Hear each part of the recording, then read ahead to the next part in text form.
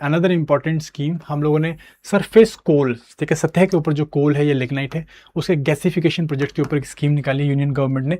Union cabinet ने अभी से अप्रूव किया है 37,000 करोड़ रुपए की गैसिफिकेशन, कोल गैसिफिकेशन जो स्कीम है, इसको हम लोगों ने किया है। इसमें हम लोग इतने पैसे देने वाले हैं। मिनिस्ट्री ऑफ कोल ने जो है स्कीम को डिज़ाइन किया है।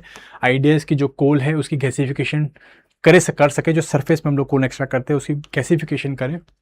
गैसिफिकेशन हम लोग क्या बनाएंगे, हम लोग बनाएंगे सिंथेटिक गैस या सिंज गैस, जो कि hydrogen and carbon monoxide and carbon dioxide का मिक्सचर होती है, थोड़ा बहुत मीथेन भी होता है इसके अंदर, इसका मिक्सचर होती है। और इससे, ये बहुत इंपॉर्टेंट गैस है क्योंकि इससे डाउनस्ट्रीम बहुत सारे केमिकल्स बनाए जा सकते हैं, जैसे कि मिथनॉल बना सकते हैं, मीथेन बना सकते हैं, जो कि देन हम लोग यूज़ कर सकते हैं, ठीक है जी। हम लोग natural gas, liquefied natural gas की तरह यूज़ कर सकते हैं। इस तरह से हम लोग इसको यूज़ कर सकते हैं। तो वो सारी चीज़ें हम लोग यहाँ पे कर सकते हैं। आइडिया है कि हम लोग एटलीस्ट 100 मिलियन टन जो है कोल गैसिफिकेशन कर सके 2030 तक।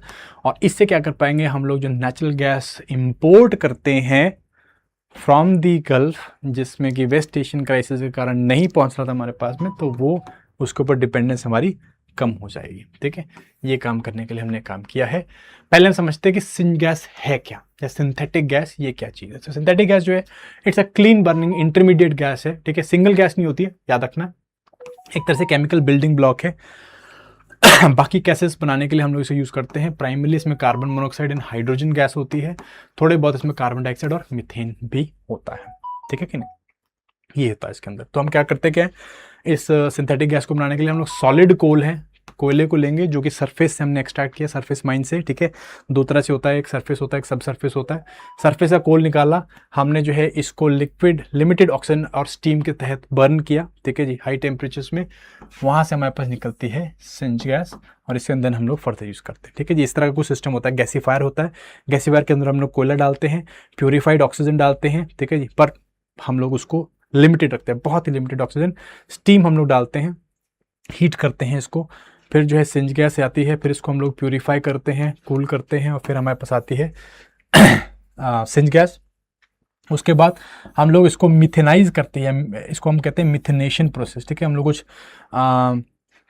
कुछ जैसे हम लोग कैटलिस्ट लेते हैं, ठीक है जी। I think catalyst, I forgot, I think it is cadmium जो हम लोग यूज़ करते हैं। सो कैटलिस्ट हम लोग यूज़ करते हैं, जिसमें कि कार्बन डाइऑक्साइड है एंड हाइड्रोजन गैस है, वो क्या बनाती है, मीथेन बनाती है। तो हम लोग इसको मिथेनेशन बोल देते हैं। इस मीथेन को हम लोग फर्दर यूज़ करते हैं, ठीक है जी। मीथेन बनाने के काम आती है, अमोनिया बनाने के काम आती है, बड़ी सारी चीज़ें हम लोग कर सकते हैं सिंच गैस के साथ, ठीक है जी।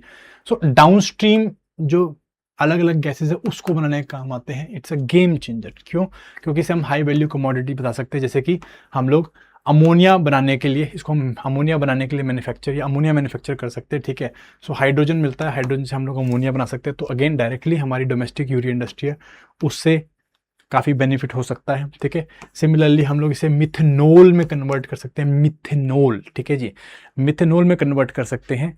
और ये मिथेनॉल जो है, ठीक है, एंड इथेनॉल में कन्वर्ट कर सकते हैं। मिथेनॉल जो है अगेन इसको हम लोग अलग अलग इंडस्ट्रीज में यूज़ करते हैं, ठीक है।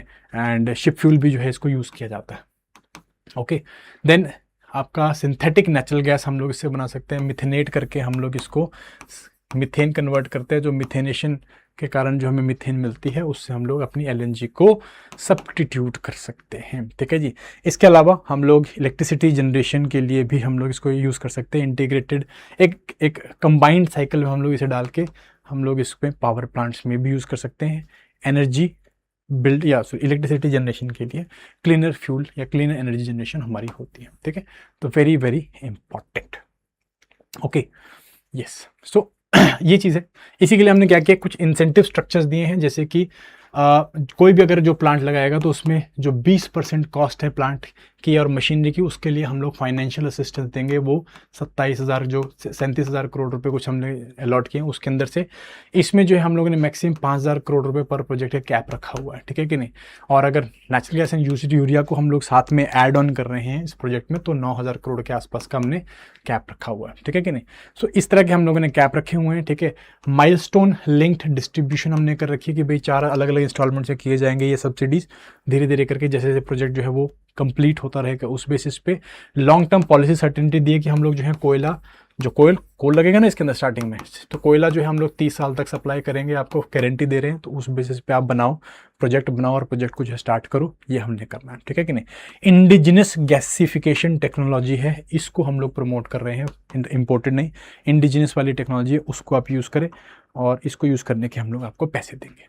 सो that is what we are doing, ठीक है कि नहीं। ओके, सो ये हम लोग यहाँ पे कर रहे हैं। अब सिग्निफिकेंस आपको ऑलरेडी बता चुका हूँ। सिग्निफिकेंस क्या है, जो हमारा इंपोर्ट बिल है वो सब्सटेंशियली हम लोग क्या कर सकते हैं, सब्सटीट्यूट कर सकते हैं। जो हमारा एलएनजी का जो हम लोग को गल्फ से लेना होता है, ठीक है, यूएई से लेते हैं हम लोग, तो वो ऑलमोस्ट अराउंड 2 लाख करोड़ के आसपास में आता है, 2.5 लाख करोड़ के आसपास में आता है। तो इससे क्या है, ये कंपेरेटिवली डन नीचे होगा, तो हमें आत्मनिर्भरता हम लोग लेके आ पाएंगे। और सबसे बड़ी बात है, बहुत बड़ी इन्वेस्टमेंट जो है वो कोल बेरिंग रीजन्स में निकल के आएगी, ठीक है, जहाँ पे कोयला हमें मिलता है, वहाँ पे इस तरह के जब प्रोजेक्ट लगाए जाएंगे तो बहुत ज़्यादा इन्वेस्टमेंट आएगी। इससे जो है वहाँ पे ग्रोथ एंड डेवलपमेंट के चांसेस या उसके जो अपॉर्चुनिटीज़ हैं वो बढ़ती हैं, ठीक है। सो that is why this gasification scheme is very important, ठीक है। प्रीलिम्स के लिए हमने याद रखना है सिंच गैस वो क्या है, कैसे बनती है और उसका फॉर्मूला क्या है।